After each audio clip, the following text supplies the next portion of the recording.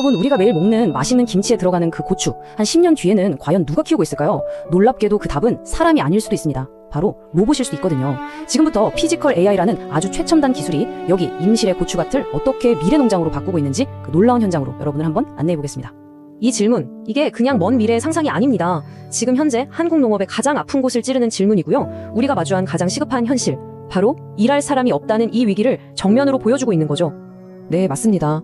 지금 농촌의 불은 서서히 꺼져가고 있어요. 젊은 사람들은 다 떠나고 이제 밭을 지키는 건 연세 지긋한 어르신들의 주름진 손뿐입니다. 이대로 가다간 우리가 지금은 너무나 당연하게 누리는 이 신선한 채소들이 미래에는 정말 귀한 존재가 될지도 몰라요.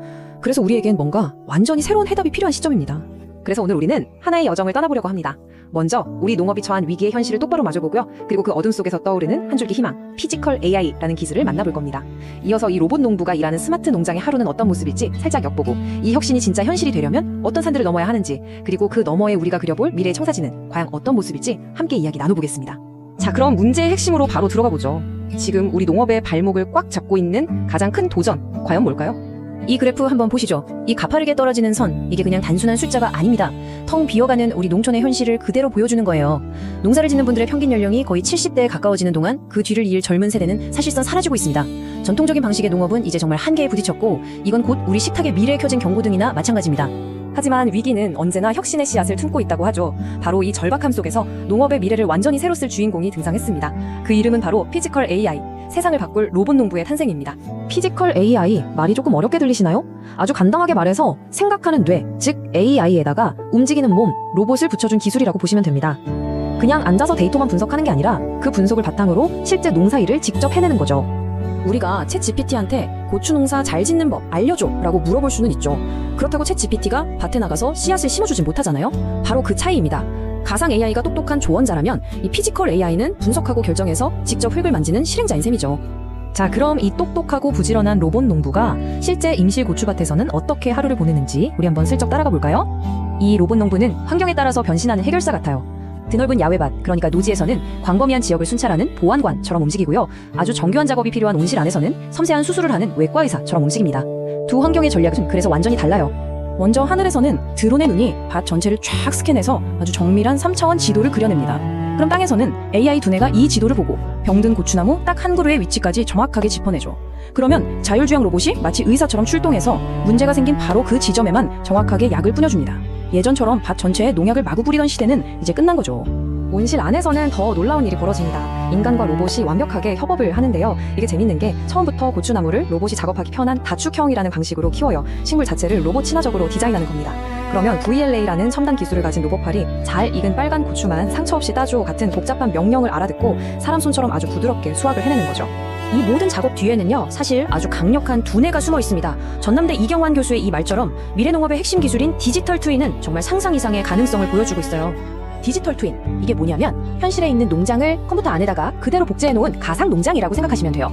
AI는 이 가상 농장에서 수십만 번 시뮬레이션을 돌려보는 겁니다. 날씨나 토양 상태에 따라서 물은 얼마나 줘야 할지, 비료는 언제가 좋은지, 이걸 다 계산해서 가장 완벽한 농사 처방전을 딱 만들어내는 거죠. 자, 그런데 말이죠. 이렇게 대단한 기술이 있는데 왜 아직 모든 농가에서 이걸 쓰고 있지 않은 걸까요?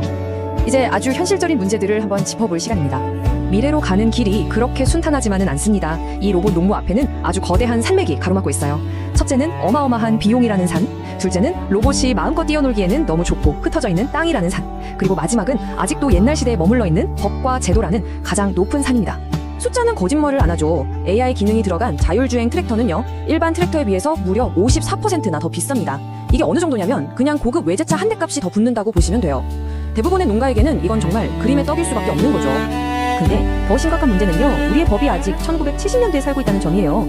지금 농기계 관련 법은 뭐랄까 스마트폰 시대의 흑백 텔레비전 설명서를 들이미는 거랑 똑같습니다. 자율주행 로봇이나 AI에 대한 규정은 단 한 줄도 없어요. 그러니 로봇 농부는 사실상 유령처럼 법의 사각지대를 떠돌고 있는 거나 마찬가지입니다. 그리고 우리나라 농지는 마치 조각부처럼 작게 여기저기 흩어져 있잖아요. 이런 환경에서 커다란 자율주행 트랙터가 일하는 건 마치 슈퍼카를 좁은 골목길에서 운전하려는 것과 같아요. 비효율적인 걸 넘어서 거의 불가능에 가깝죠. 우리의 땅 자체가 아직 로봇을 맞이할 준비가 안 된 겁니다. 하지만 문제만 있는 건 아닙니다. 지금부터는 이런 장벽들을 넘어서기 위한 구체적인 해결책들, 그러니까 미래를 위한 청사진을 한번 살펴보겠습니다. 다행히도 우리에겐 길을 밝혀줄 지도가 있습니다. 비용 문제는 구독 모델이라는 새로운 길로 풀어가고, 낡은 법은 AI 시대 맞춤형으로 완전히 뜯어고치고, 흩어진 땅은 정부가 나서서 규모의 경제를 만들 수 있도록 대규모 프로젝트로 해결해야 합니다. 이 모든 게 동시에 착착 진행되어야 하는 거대한 작전인 셈이죠. 여기서 게임의 판도를 바꿀 만한 아이디어가 나옵니다. 바로 농업의 구독 경제 모델이에요. 우리가 비싼 정수기를 다 사는 게 아니라 렌탈해서 쓰는 것처럼 농민도 수억 원짜리 로봇을 직접 소유하는 대신 필요할 때마다 전문가와 로봇팀을 불러서 서비스를 받는 거죠. 기술의 소유에서 공유로 패러다임이 완전히 바뀌는 겁니다. 로봇 농부는 이미 우리 밭의 문을 똑똑 두드리고 있습니다. 기술은 준비가 됐어요. 이제 질문은 우리에게로 향합니다. 우리는 과연 이 새로운 가족을 맞이할 준비가 되었는가? 낡은 관행과 제도의 문을 활짝 열고 기술과 함께 새로운 농업의 역사를 쓸 용기가 있는가? 그 대답에 우리 식탁의 미래, 그리고 농촌의 미래가 달려 있습니다.